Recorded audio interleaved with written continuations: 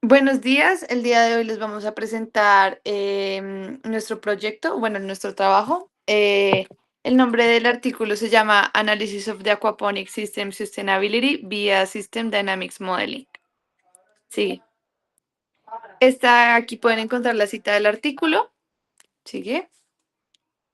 Bueno, como para contextualizarles un poco, Sao Paulo es una de las ciudades más pobladas de Brasil, cuenta con más o menos 21 millones de habitantes y tiene un cinturón verde grandísimo que alberga más o menos el 70% de la producción de vegetales metropolitana.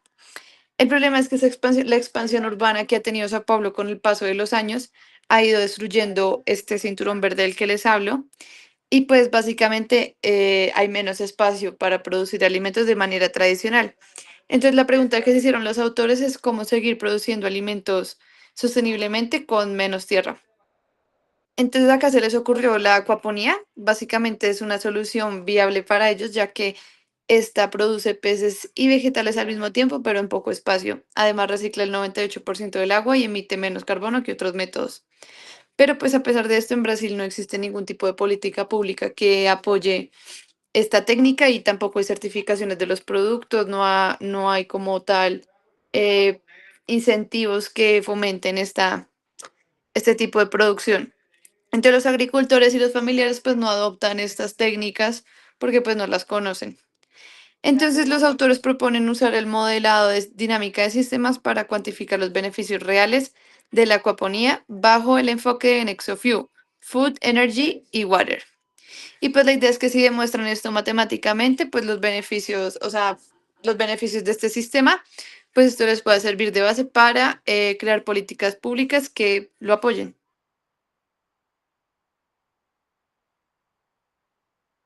Bueno, para construir este modelo, los autores primero tuvieron que recopilar información sobre cómo funciona un sistema acuapónico.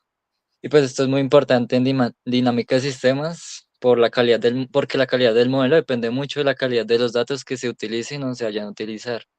Por lo que los datos provinieron de principalmente tres fuentes. La primera, como le dijo mi compañero, es la empresa Symbiotech, la empresa ubicada en Sao Paulo, en Brasil. Y esta fue la fuente más importante porque proporcionó toda la información directamente relacionada con la operación del sistema. Como por ejemplo, cuánto alimento consumen los peces en cada etapa de su crecimiento, cuánto tiempo permanecen en cada fase, las pérdidas de producción en los volúmenes de agua utilizados y otros datos en general necesarios para construir todo el proceso productivo y pues el modelo. La segunda fuente fueron bases de datos gubernamentales y centros de investigación. Aquí los autores obtuvieron información complementaria que no podían obtener directamente de la empresa. Entonces, como por ejemplo, los datos climáticos de la región, información sobre las lluvias, las temperaturas, precios de mercado del vegetal como la lechuga y el pescado, la tilapia, así como otros datos relacionados con recursos hídricos. Bueno, la tercera ya es la literatura científica. Los autores tuvieron que revisar artículos previos para obtener ya sea las ecuaciones y parámetros que les permitiera calcular indicadores ambientales y pues esto fue muy útil para estimar la huella de carbono y otros indicadores de sostenibilidad. Siguiente. Bueno, además de las fuentes, se establecieron otras condiciones iniciales para el modelo, como por ejemplo se trabajó en un área de cultivo de 200 metros cuadrados con una capacidad aproximadamente de 40.000 litros de agua. Cabe resaltar que solo usaron agua lluvia y pues las dos especies que usaron, la tilapia y la lechuga. Y pues con toda esta información, los autores pudieron medir cinco indicadores claves de sostenibilidad. El primero es el LUE, que mide la rentabilidad por metro cuadrado. El segundo es el LSDI, relacionado con el desarrollo social, todo lo que tiene que ver con lo social. El tercero es el TSI, que evalúa la calidad del agua. El cuarto es la huella hídrica, que permite ver cuánta agua se consume en el proceso. Y finalmente es la huella del carbono, que básicamente es la que mide las emisiones generadas por el sistema.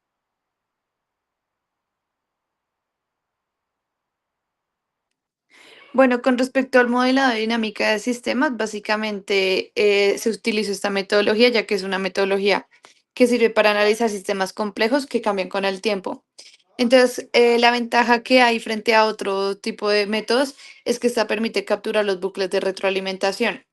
Me explico, es como las variables del sistema se influyen mutuamente de forma circular, generando comportamientos no lineales que un modelo matemático lineal pues no podría, modelo matemático simple no podría representar. Entonces los autores escogieron específicamente esta porque el NexoView es un sistema altamente complejo con muchas variables interrelacionadas y básicamente, o sea, si la producción de alimentos afecta al agua, el agua afecta a la energía afecta a la producción y pues así sucesivamente. El modelo que construyeron se llama SDM Aqua, fue desarrollado en el software AnyLogic University versión 87.7 y este representa un sistema acuapónico integrado de producción de peces y vegetales en una escala de 200 metros cuadrados. Sigue. Este modelo se dividió en tres etapas. La primera es la etapa de ciclos causales, el diagrama de ciclos causales, que pues es básicamente un mapeo relacionado de causa-efecto para identificar qué variables influyen positiva y negativamente entre sí. Luego fue la caracterización, donde se definieron los límites del sistema, es decir, qué es lo que entra y qué es lo que queda por fuera del modelo. Después seleccionaron los 5 indicadores, hicieron benchmarking y pues el mapeo del proceso reproductivo real de Symbiotech. Y luego se hizo el desarrollo del modelo, se seleccionaron las variables, construyeron el diagrama de Forrester con Stocks y Flow y programaron las ecuaciones en AnyLogic y corrieron los 6 escenarios que ya más ahorita les voy a explicar. Las variables del modelo fueron stocks, que son las acumulaciones del sistema, lo que se puede medir en el momento dado. Flows, que son las tasas de cambio de los stocks, o sea, cuánto entra y sale del stock por unidad de tiempo. Variables auxiliares o dinámicas, que son, se calculan valores intermedios que conectan con los stocks y los flows. Y los parámetros que pues básicamente son constantes. Sigue. Se hicieron 6 escenarios diferentes para analizar el comportamiento del sistema pues bajo diferentes condiciones. El primer escenario fue es una línea base, o sea, no hay como que no se aplica ninguna estrategia sostenible y pues representa el estado actual del sistema. Los escenarios 2, 3 y 4 se incorporaron progresivamente políticas sostenibles con tasas de implementación del 1, 5 y 10% mensual. Y los escenarios 5 y 6 simulan una crisis hídrica prolongada con un déficit de lluvia del 30%. Sigue. Bueno, y ahora para pasar a la parte de diagramas y ciclos causales, en el documento describen la elaboración de este, pero propiamente no lo adjuntan. Entonces, lo que nosotros hicimos fue, a partir de las relaciones causales descritas en el mismo artículo, pues construimos nosotros el diagrama. Lo hicimos en el software Benzene.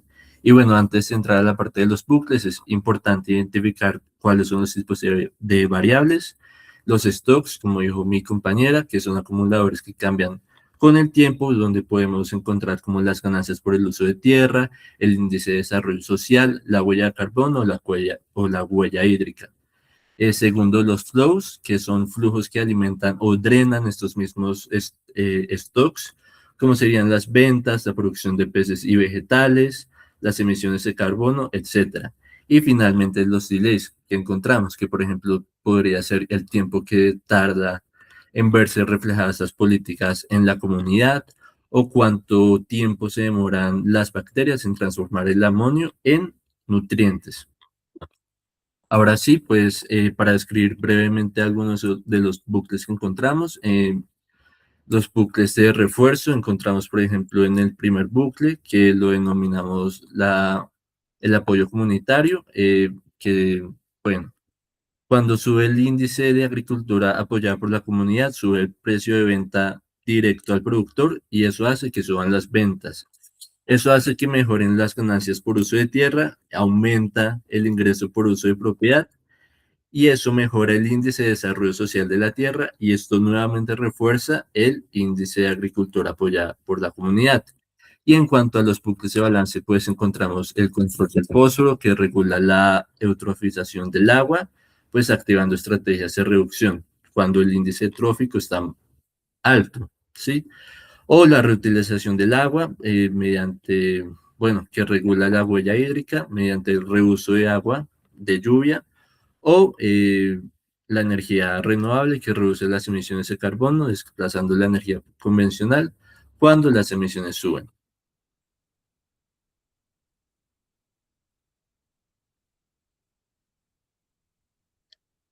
Bueno, ahora hablaré sobre el diagrama de Forrester. Este es probablemente la parte más importante del modelo porque aquí se representa matemáticamente cómo funciona todo el sistema en general. Y pues si observamos el diagrama de manera general, podemos dividirlo en varias zonas. Por ejemplo, en la parte superior izquierda se encuentra el proceso de crecimiento de los peces. Los peces pasan por tres etapas, primero alevines, luego juveniles y finalmente adultos, y pues hasta llegar a su venta. Y pues cada transición ocurre mediante flujos llamados fase de crecimiento, y pues cuando completan el ciclo pasan al stock de producto final listo para la venta. Bueno, ahora en la parte inferior izquierda encontramos el subsistema de vegetales. Aquí se acumula la producción de lechugas listas para la comercialización. Esa producción depende de los nutrientes que provienen indirectamente de los peces. Pues ya si miramos como en la zona central se encuentran unos elementos más importantes que son las bacterias. Estas bacterias son las que transforman los desechos producidos por los peces en nutrientes aprovechables para las plantas. Y pues gracias a este proceso se conecta la producción animal con la producción vegetal y se crea el ciclo de reciclaje de nutrientes. Y ya en la parte derecha en general aparece lo que son los indicadores de sostenibilidad. Allí se acumulan las variables como el LV, que mide la cantidad de rentabilidad del suelo, el SDI relacionado con el desarrollo social, el TCI, que representa la calidad del agua, y los demás indicadores. También aparece el indicador YEL, abajito, que representa rendimiento acumulado por metro cuadrado de la producción. Y ya hablando un poco más de los delays más a fondo, tenemos el del crecimiento de los peces. Un alevin no se convierte inmediatamente en un juvenil, ni juvenil adulto. Ese proceso requiere tiempo, por lo que existe una demora natural entre cada etapa. Otro delay puede ser el de las bacterias. Cuando los peces generan residuos, las bacterias en cierto tiempo, se demoran cierto tiempo para transformar los desechos en nutrientes. Otro delay es la producción vegetal, que aunque las plantas reciban nutrientes, no producen inmediatamente las lechugas listas para vender, pues como los peces deben pasar por un crecimiento. Y finalmente existen retardos en los indicadores de sostenibilidad, como por ejemplo una mejora en las prácticas ambientales no reduce instantáneamente la huella de carbono ni mejora inmediatamente los indicadores sociales. Pues estos efectos se acumulan gradualmente con el tiempo.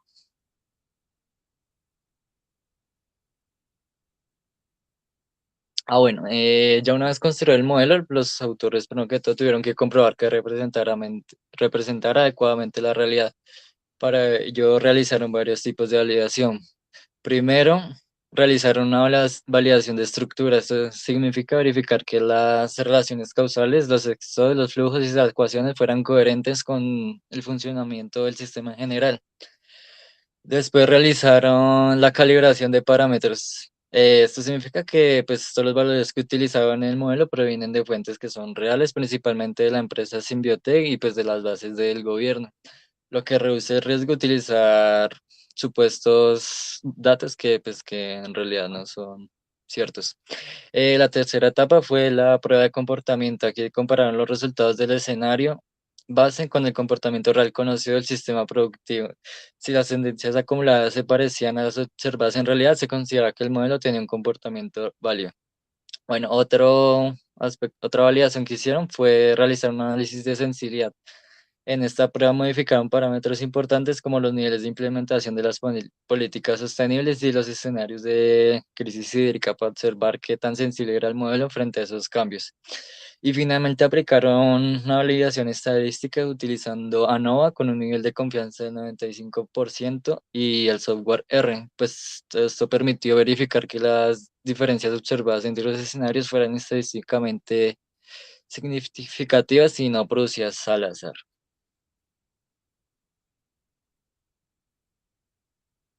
Bueno, ahora para pasar a la parte de resultados, los resultados los presentan en 5 gráficas, una por cada indicador de sostenibilidad, que fueron simuladas durante 120 meses, o sea, 10 años.